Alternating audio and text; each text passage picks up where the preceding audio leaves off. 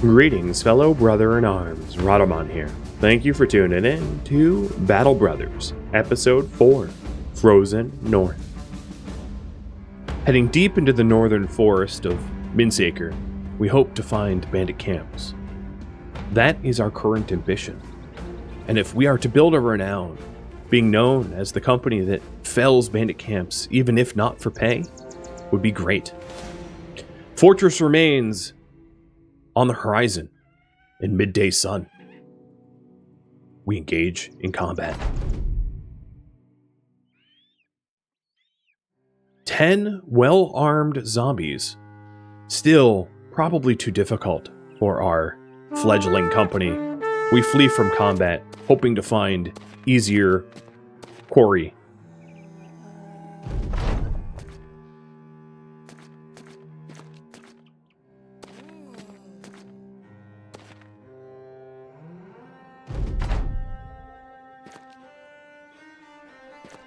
Robert hopes to find bandit camps. Making a name for yourself as a zombie slayer is difficult in this day and age. The weapons we have are just not sufficient. Rumor has it that you have to sever the heads of the zombies or they come back to life. And without better blades, we will be at the mercy of their biting teeth.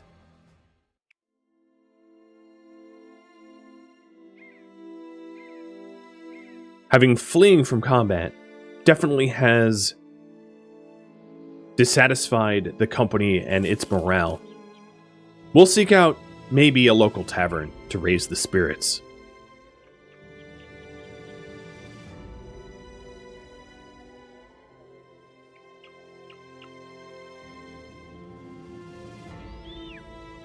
Our company seldom sets foot in the northern tundra, an formidable land unknown to our company. The Chilwyn Flatlands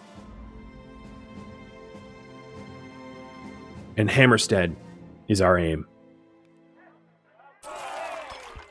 In the tavern, Captain pays for a few rounds and we seek rumor about local bandit camps. Some guy from Wolfhaven was here just the other day, wanted to hire strong lads for some problem they have over there.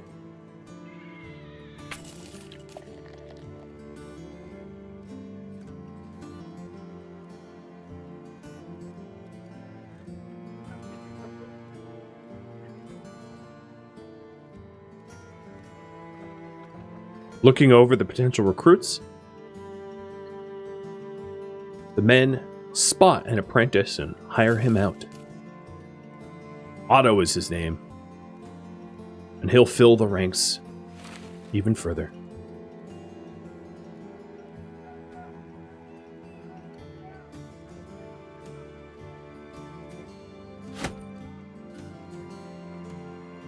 A simple militia spear, a simple shield, and a rather damaged helmet, procured from the market for Otto.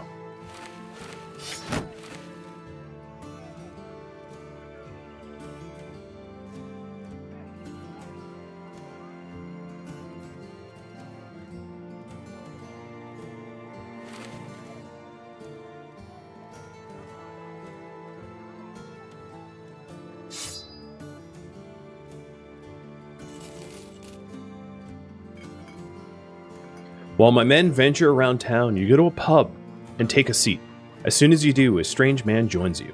You with the Battle Brothers? You nod. The man nods back and reaches into his pocket. You reach for your dagger. The stranger pulls his hand out. Easy there. I'm wearing a sword. If I wanted to kill you, taking a seat probably wouldn't be the best route. The man lifts the sheath and bumps it underside the table. He cocks his head back as if to say, "See?" You nod and the man continues with his move, taking out a note and passing it to you. A local councilman by the name of Reinhardt the Councilman wishes to see you. Reinhardt the Councilman grabs a chest off the shelf and puts it on the desk. When he opens it, a bevy of papers pop out, almost scurrying to get free. He grabs one and lays it out. On one side, there's a contract, and on the other, a small drawing of a map. It's real simple, sellsword. I've been contracted to deliver some peculiar cargo to Ulenkrug. I have the goods, but I don't have the guards. And if you're interested in being caravan guards for maybe 3 days or so, let me know. I can hash out the numbers. How many crowns are we talking about?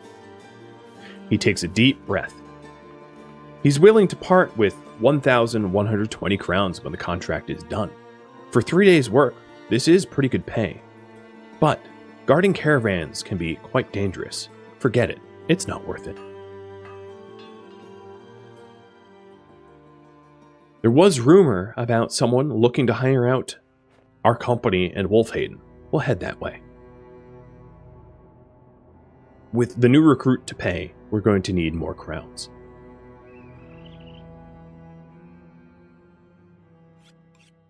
Gisbert, the Guildmaster, settles down into his chair, laughing to himself as he does it. Don't be alarmed, Sellsword, but they say go Sorrowfoot. Yes, the local peasants are poisoning my mornings with constant talk of ghosts and goblins. They say that these supposed creatures are turning up the cemetery upside down, raiding the graves to enlarge their army. Or some such nonsense. Obviously, it's just the work of some spade-wielding men intent on robbing graves for jewelry. I've seen it before. He looks down at his hands, briefly chuckling. Anyway, I can't just let it rest because these peasants won't get off my back about it. So, to ease them, there's you. I need you to go to the cemetery and clear out any troublemakers you find. How you do it is up to you, but go ahead and suggest a good steal, if you know what I mean. He puts his hand on your shoulder and smiling reaffirmingly. 300 crowns, 390 in fact, when the contract is done. Secure Hope's last rest. We agree. Hope's last rest is to the north, in the unforgiving tundra.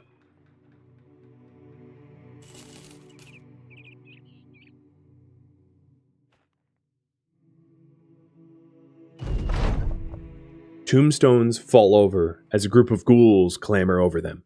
They appear to have been having something of a feast, a few of them still gnawing on the arm or leg, presumably the limbs of the supposed grave robbers. 2 arms. Feasted ghouls can be a troublesome foe. They're already strong and ready to go.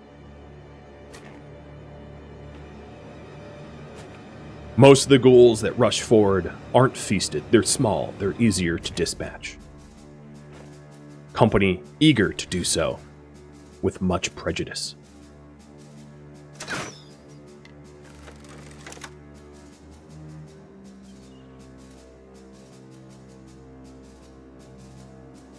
Assessing the terrain here, there are some choke points to be had. The trees form natural boundaries and barriers.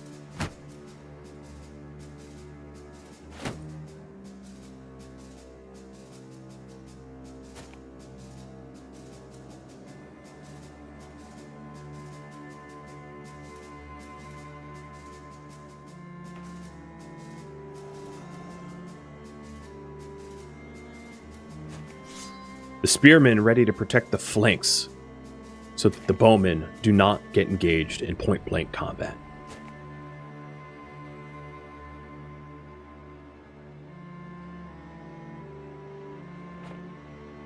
Moving up slowly, the men ready themselves for the first engagement.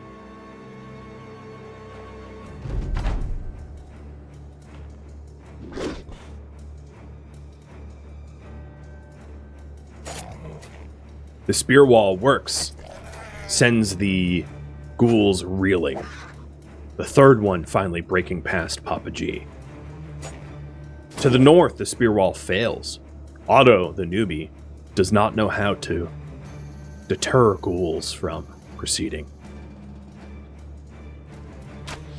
The southern flanks look to be overwhelmed soon, so ranged attacks will be focused in that direction.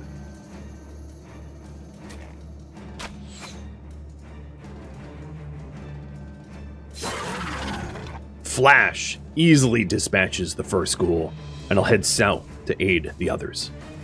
Crimson Notches back, a bolt lets flies and crushes the windpipe, the ghoul in front. JT takes opportunity to crush the skull and ready his shield once more.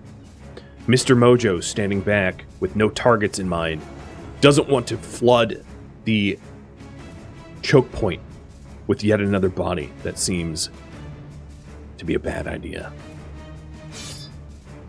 Robert the Turtle readies his spear once again so that no ghouls can easily rush past to attack Alfred the Scorpion. Papa G readies his shield. An onslaught of ghouls will be upon him momentarily.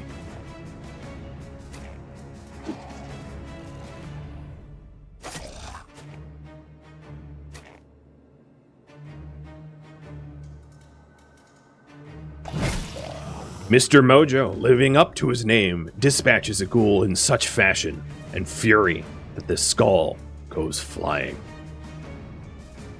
Droiden, eager and ready, sees that only 2 ghouls are on his flank, readies his mace and crushes the skull of a ghoul, near death as it is. Otto, ready for the counterattack, being the freshest recruit, dispatches the wounded ghoul. Preventing these ghouls from feasting on the corpses of their dead is top of mind for the men. They don't want feasted ghouls. They're harder to kill. They're more dangerous. Killing them quick and making sure that they are not able to feast is going to be important in this fight and all others. Attacking with ferocity, the men pursue the ghouls quickly, sending them into a panic, killing them, and preventing them from fleeing.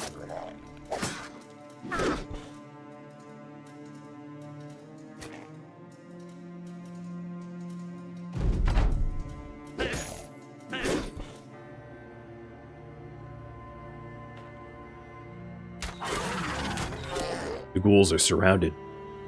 Only one remains, and it's wounded.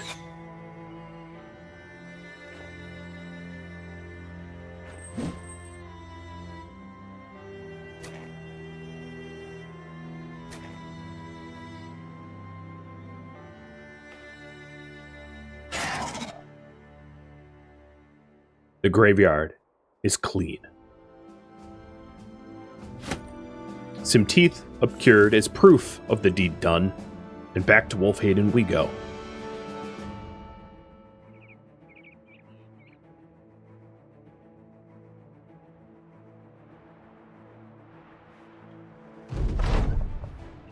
The Guildmaster talking to some of his men when you turn to the room. He parts them and asks you of the task. You report that the area is safe to bury Wolfhaven's loved ones. The Guildmaster smiles. Good, good. Your payment. He snaps his fingers and one of his men steps forward, handing us a satchel. 390 crowns, as promised.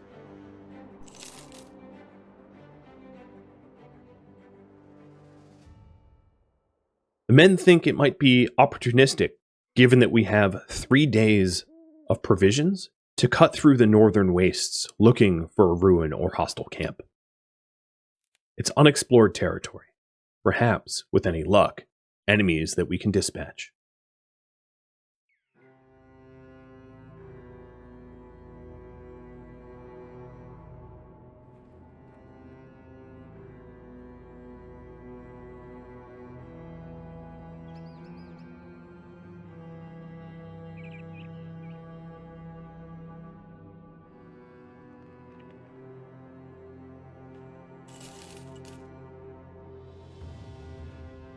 The day rolls on, but the pay rolls in. The men's attitudes still high morale from the win of the last fight. Also knowing that they will be dining in Friedwald soon, whether or not they find an enemy camp in the northern wastes.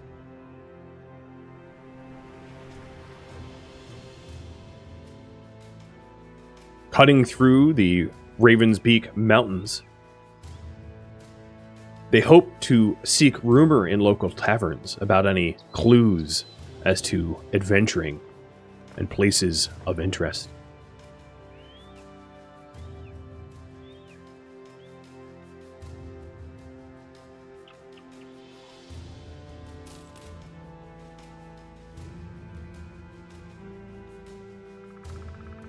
The world is vast and mostly unexplored to our company.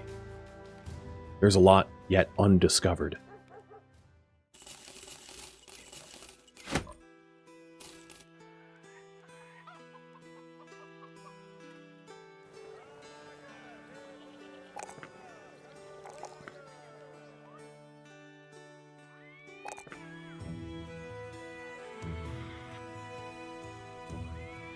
Jordan, hoping to be possibly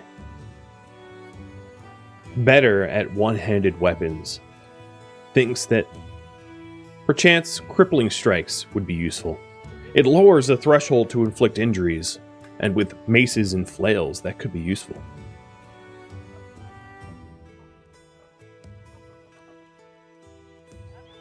Leibwin once more pours himself a drink, staring at the cup. He seems to drain it in one gulp before belching the news. Brigands killed Geralf and his whole family. Can you believe that? I don't know who they are, but they were a well-liked family in these parts. I'm sure you can already imagine, but I want these brigands done with.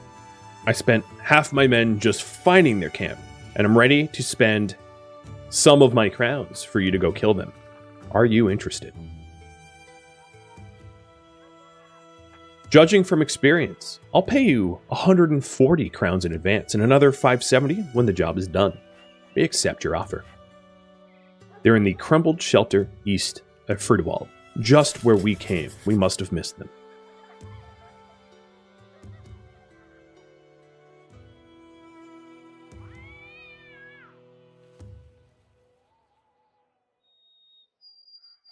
Oh, to the southeast, we see, and we head out.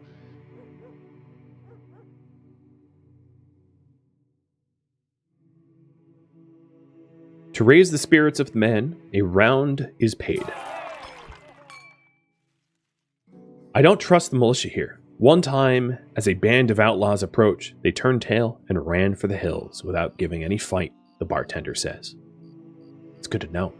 There's also another contract to be had here once we're done with this one, the commander notes.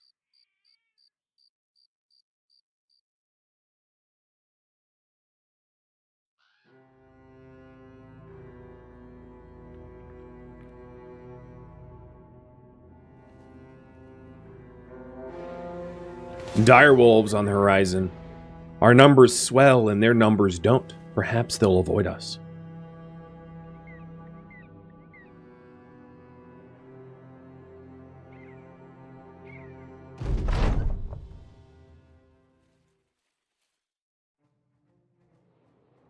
The fight is confusing.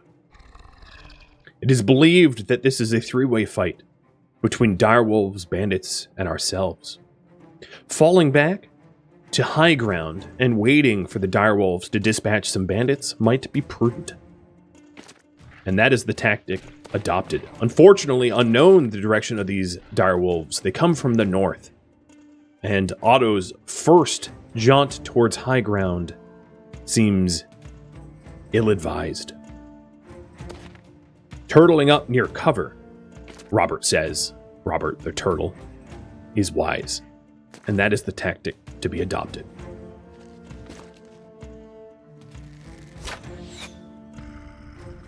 Their poachers desperately let loose arrows at far distance, with little hope to graze targets. Some of the enemies don chainmail. This, when paired with strikes from flails, might allow our wealth to double or triple fold.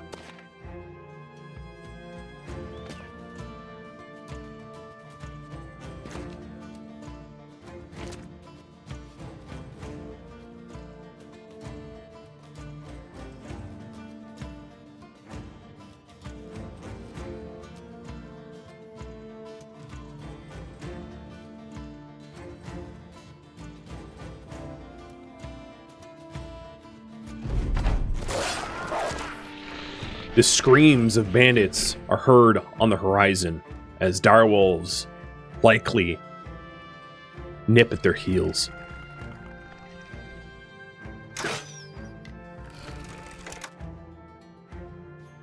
Men wait patiently for opportunities to fight these direwolves.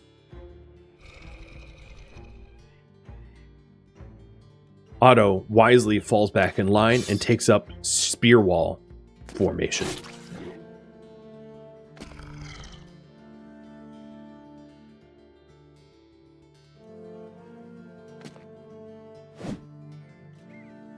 We wait patiently for their numbers to be called.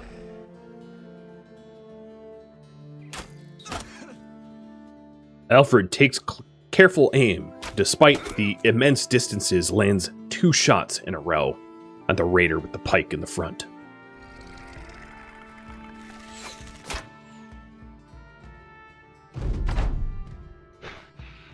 The direwolf that was nipping at her heels has changed course and instead joined its friends to help shred the bandits.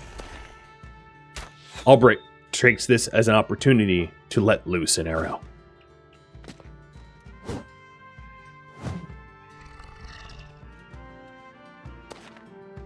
A new line is formed up so that we can face off against these bandits.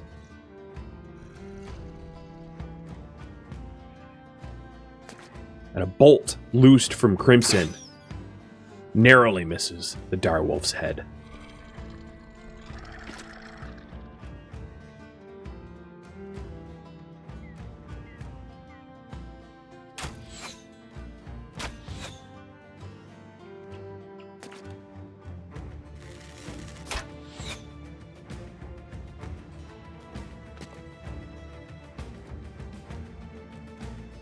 Feeling well secured, our men ready themselves for the battle. Direwolf closes and slashes at Otto.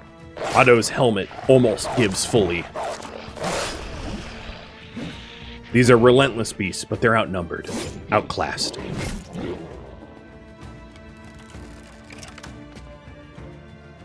Flash severs the direwolf, puncturing its chest, an opening opportunity for future attacks.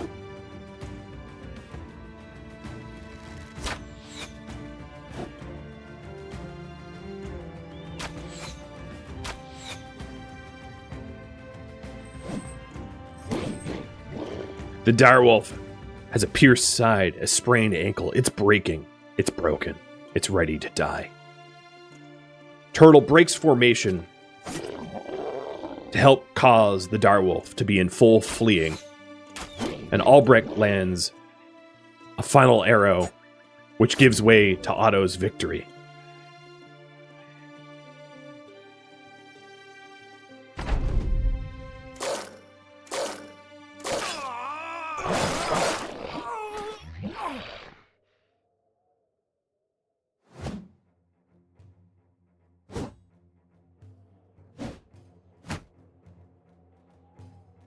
Turtle returns to formation, waiting patiently for either the direwolves or the bandits to succeed. There's no need to get involved just yet.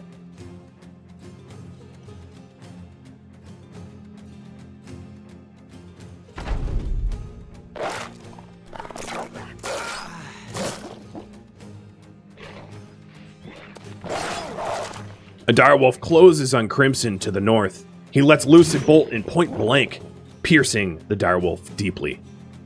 Flash readies his pike, but it misses.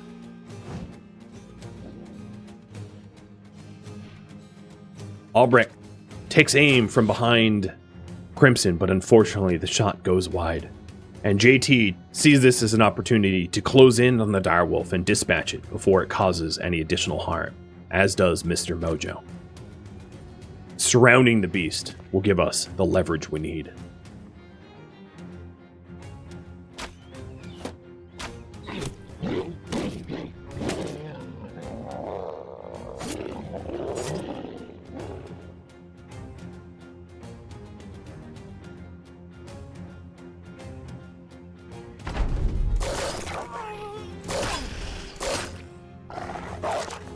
Crimson's Gambison is totally shredded, but he is confident knowing that his friends are coming to his aid.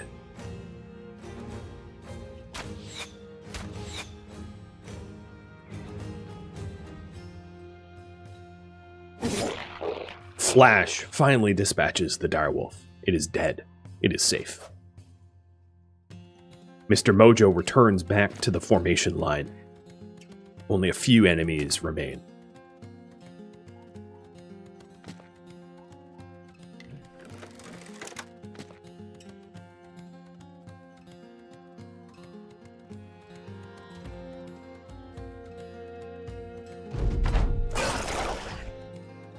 Screams are heard off in the distance, and Flash wants to pursue forward to investigate.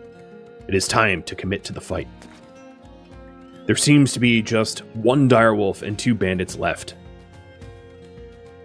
The high ground might make for an advantage over the last bandits.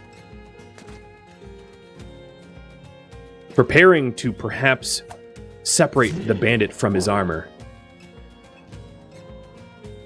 the flail wielders take the high ground, hoping to commit attacks to the skull. Mr. Mojo can also use his axe to split shield. This, they think, is the proper strategy. Unfortunately, the bandit with the good armor seems to be fleeing.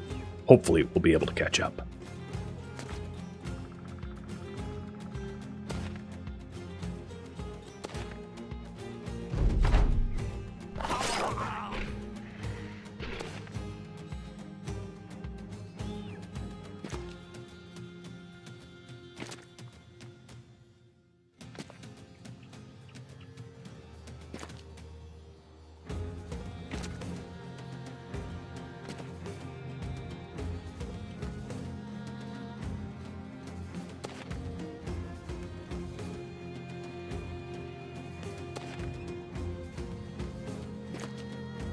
Pursuing the broken bandits, looking over the battlefield, there is very little in the way of equipment to loot.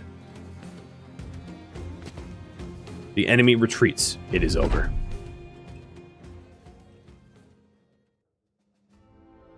Some of the direwolves' furs and a lot of the bandits' gold are obtained from the battlefield, but no equipment, unfortunately. Although there was not a lot of spoils of this battle, it was a relatively easy one, allowing the direwolves and the bandits to shred one another, leaving us to just clean up the rest.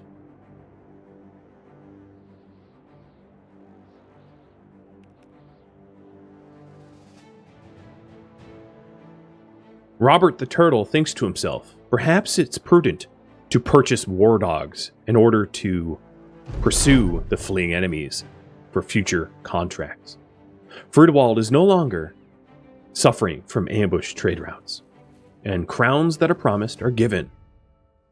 Liebwin says, "You know, I don't take kindly to your sort, but you did a good job, mercenary." Havard reported to me before you even got here that all the brigands had been slain. It was mighty fine work, the way he describes it, and well, here is the pay that is promised. The party does not have enough supplies to venture deeper into the forest. Taking a look at the map, there are unexplored sections to the west, and perhaps they'll set west to Donnerswold, hoping to find a bandit camp.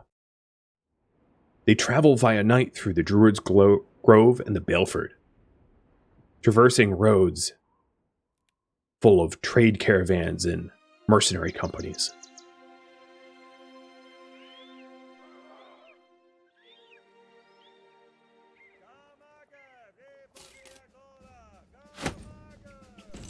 Purchasing food for long travel days ahead, the crew eyes some damaged armor, perhaps could be repaired and well suited for our troop.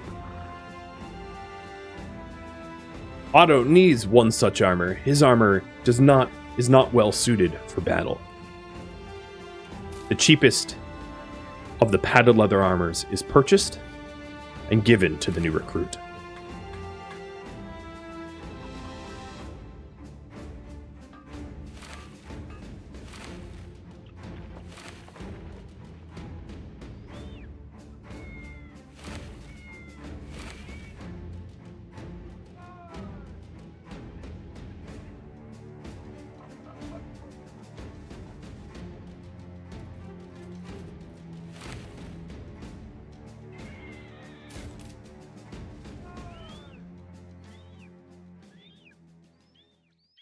Venturing out, the men hope to happen upon bandit camps.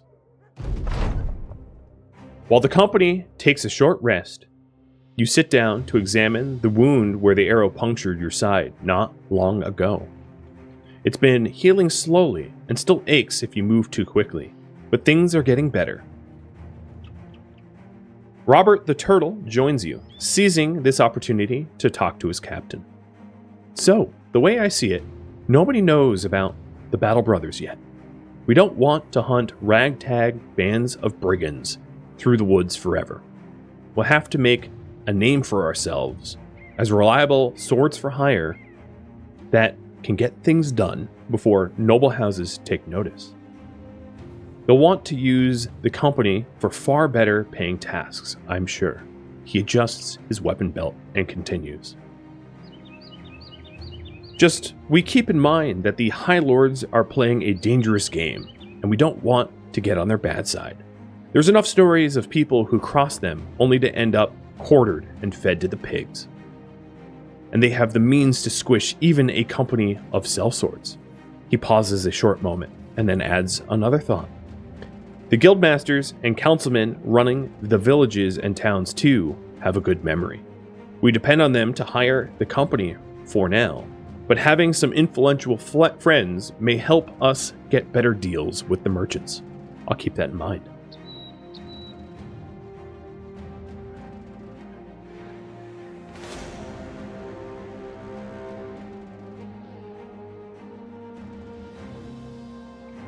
A band of brigand raiders, although not offering pay, might have equipment that we can outfit ourselves in. The battlefield is simple, and the distance between us and our quarry is short. We wait for them to close.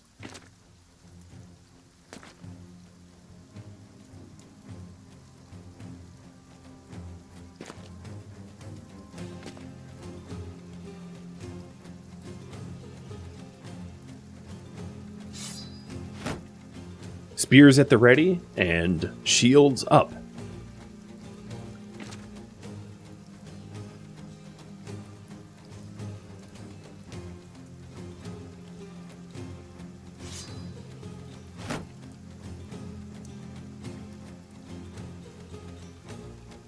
The first bolt lets loose. Misses its target, but hits the one in back. Crimson reloads. Albrecht, the farmhand, lets 2 arrows fly. One connects with target, and Alfred does the same. Damage like this only barely softens.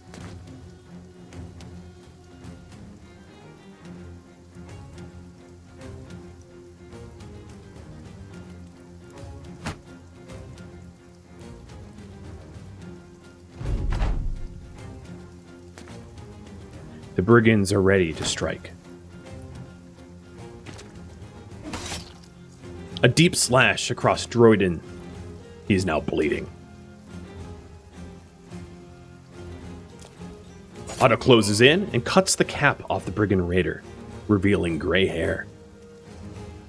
These are grizzled veterans of war. They won't be as easy as others.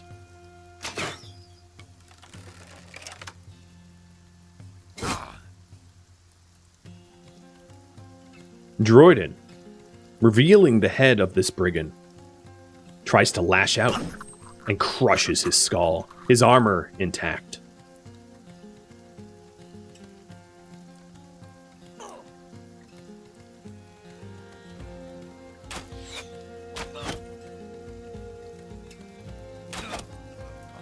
Alfred takes careful aim and slices the torso of the brigand closing in on the back ranks. Knocks back another arrow and lets loose. Second one does not connect. The macemen are ready. Papa G takes a step forward. He lashes out at the raider, striking his nose, breaking it.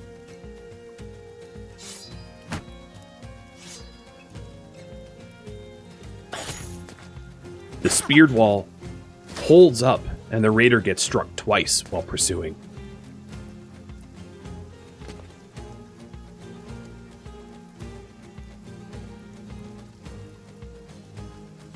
Droiden backs up towards Crimson, knowing that Crimson has bandages for his open wound. Mr. Mojo, seeing that the Brigand Raider in front of him has a well-placed shield, decides to split it in two, making it easier to separate Raider from his life.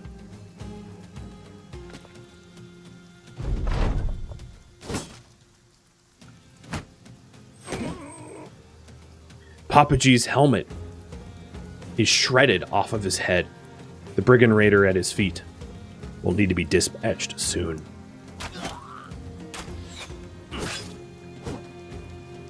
Mr. Mojo's armor holds up under the weight of this fight, and Flash closes in, ready to dispatch and impale the surrounded Raider. Crimson knocks back a bolt, and it finishes off the pikeman.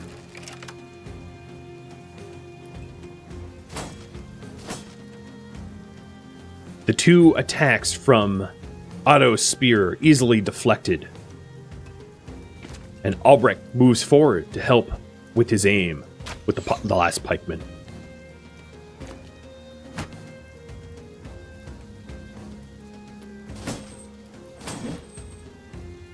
The attacks have been deflected so far. The Brigand Raider in the north requires attention. Unfortunately, that does not allow Droiden to receive the bandages that he needs. Mr. Mojo sees that Flash is in trouble in the south and closes in, despite risk to himself. And JT heads north to help with the northern contingent.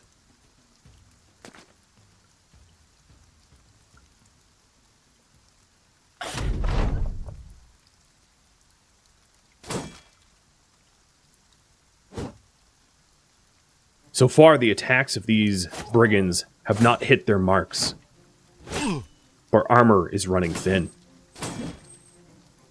Papa G luckily deflects both shots to his head. And Crimson, angered, lets loose a bolt that finds target, gravely wounding him.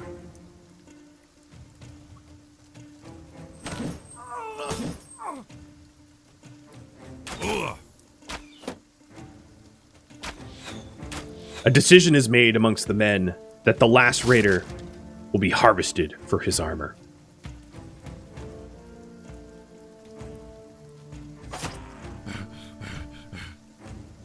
Quickly dispatching all but the last, the men start to surround the final Raider.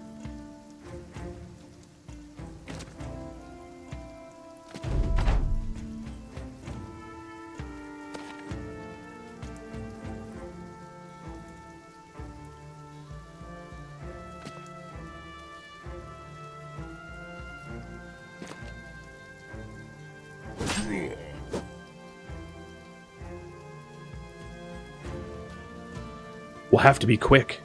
Flash's life is in danger. We might not be able to do it quite the way we wanted to.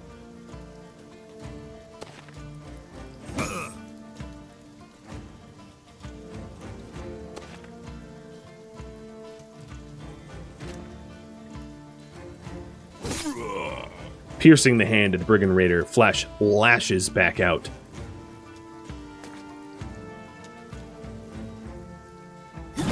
And not willing to take a chance of his friend, Mr. Mojo ends his life.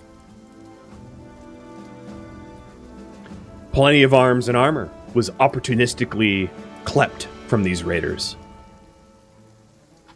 to put to good use.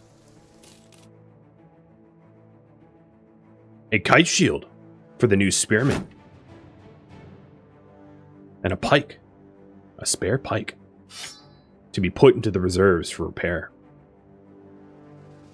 A fresh helmet for Papa G, as his full leather cap has been destroyed. A red nasal helmet seems fitting.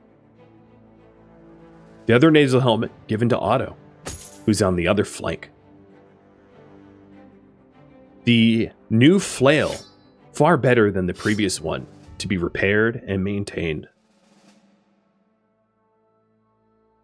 And the padded, dented nasal helmet to be given to JT as well.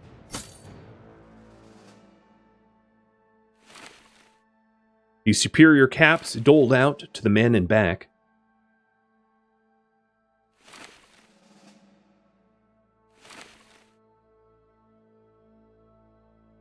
And the worn mail shirt offered to Jordan the Flamen.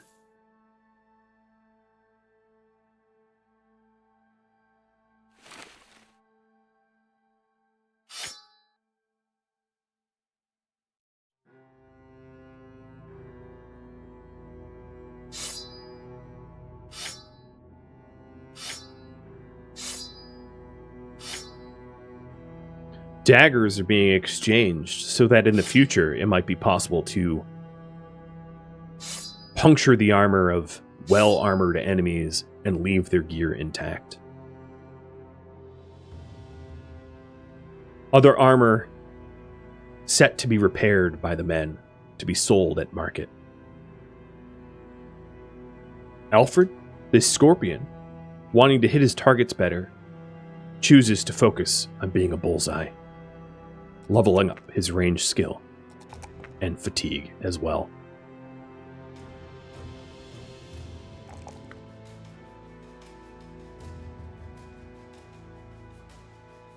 The new farmhand bowman, coming into his own, decides to take a new moniker for himself.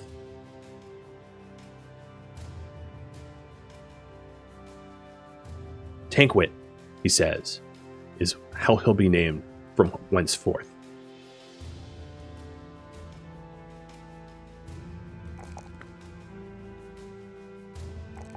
Unparalleled initiative and resolve, he chooses to follow the sure-footed footsteps of being a pathfinder. The Flash, ready to strike enemies with little regard to his own health and life, thinks perhaps it would be better to level up in a way where he is more confident in his abilities.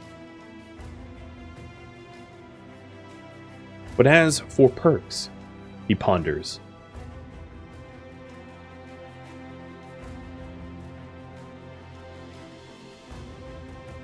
Perhaps rotation. That way he can switch with his friends in front of him in the front line. And a better helmet to boot.